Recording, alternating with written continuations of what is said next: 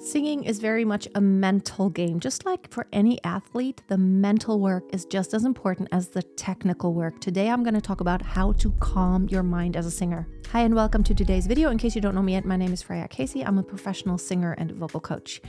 I have been on stage all my life, be it teaching or performing in opera, with a band, on cruise ships, in musical theater shows. I've done a lot of different things.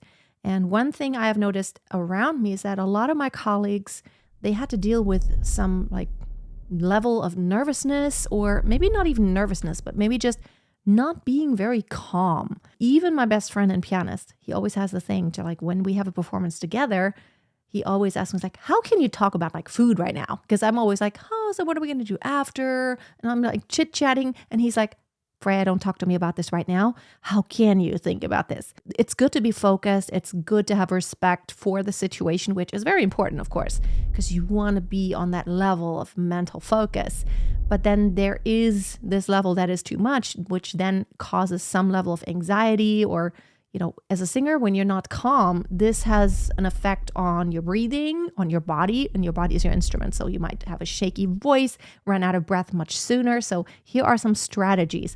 Number one, you want to do some breath work, and physically slowing down your breathing and going through the full motion actually has an effect on your brain. It's scientifically proven. So just the fact of you slowing down your breath and taking a full breath in and out and slowing that down has an effect. So what you want to do is actually take a double breath in. So you don't want to go. In order to relax your body, you want to do that, break that inward breath into two inward breaths, like so.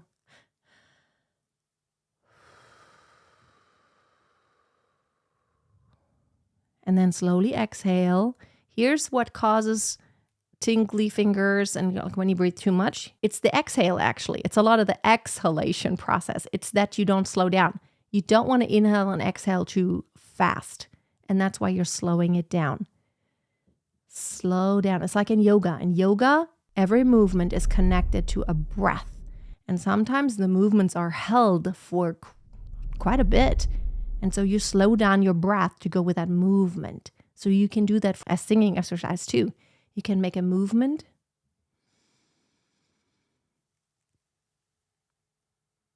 Count to 5, hold 5, and then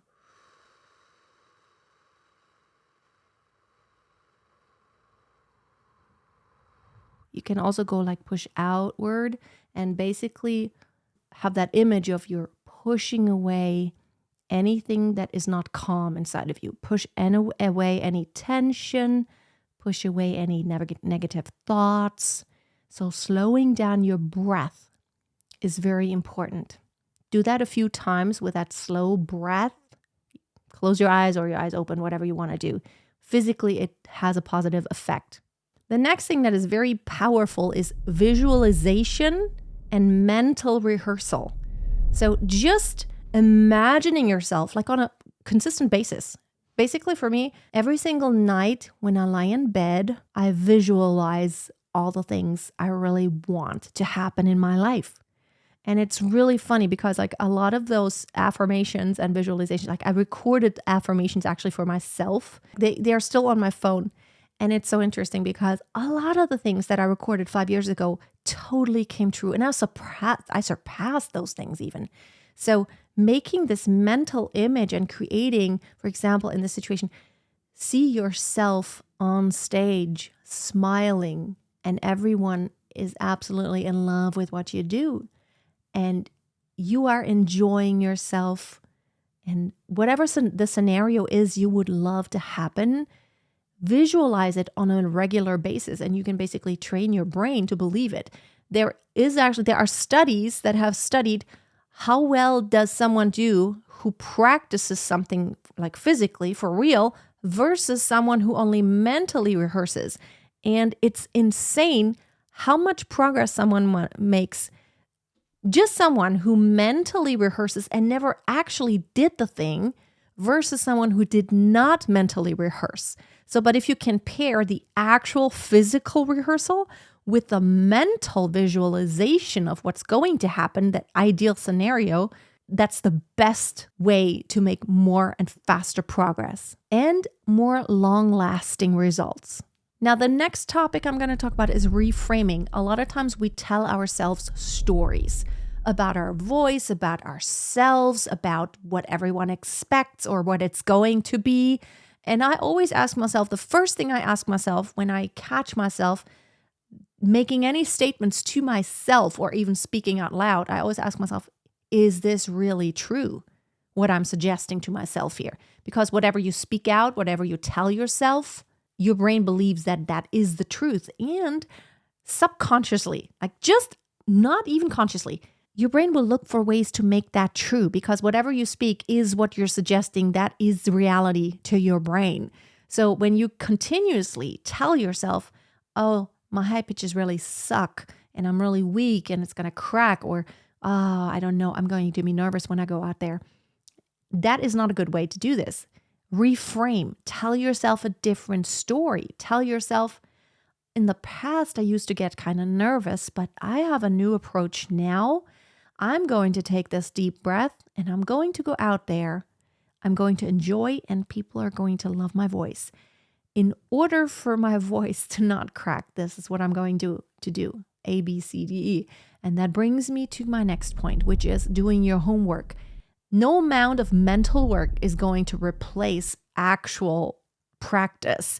So being in this position, whenever you get ready for a performance or recording, whatever it is, when the pressure is on, so to say, whenever you're getting ready, you want to know you have prepared, knowing that you have done your homework, you have studied the lyrics, you have memorized it, not just yesterday, but you worked soon enough to where now on day X, whenever the performance is, you have done your homework. There's nothing worse than showing up, and I've had that dream. I was backstage. I'm about to have to go out there and sing a role in an opera production in Italian, and I have no clue. I don't know the music. I don't know any words. I've had that dream. I don't know if you've ever had that dream.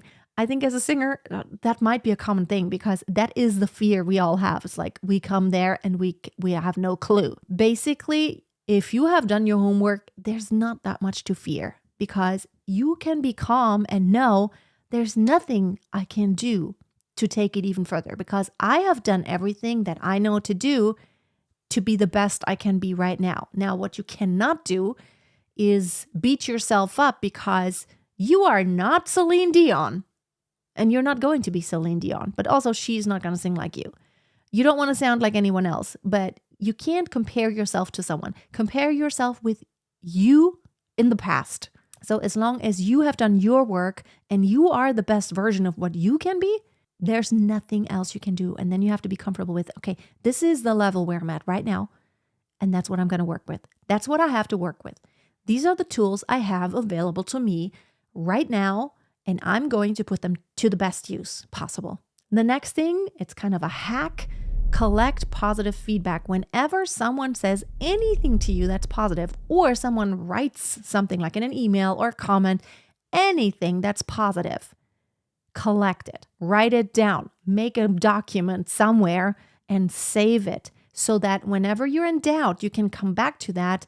I do that. I get emails every single day from people who tell me like all these stories, their life story of singing and how there was this pain or this desire, and I have helped them, or a very specific video I put out there, or a very specific workshop has helped them overcome a very specific issue, which then opened all the doors. Someone sent me a message like, thanks to your videos and me working with your materials, I have won first prize in this great competition.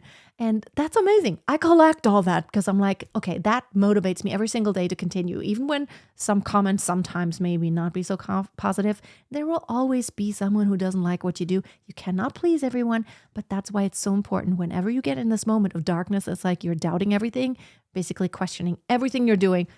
Return to all the positive feedback that you have collected already. If you want to get more hacks, I have an amazing course. It's called Conquer Your Stage Fright. And that course is included if you're a member of the online singing school. Not only that, so much more. More than 200 lesson videos that are not on YouTube anywhere are inside of the vault. In the curriculum, we have a monthly planner for singers. We have a roadmap so you know exactly what to do. And you can be part of a really cool community of other singers. So they know what you're going through. You can connect with them and lift each other up because everything is better together. Have an amazing day. I'll see you soon. And always keep a song in your heart.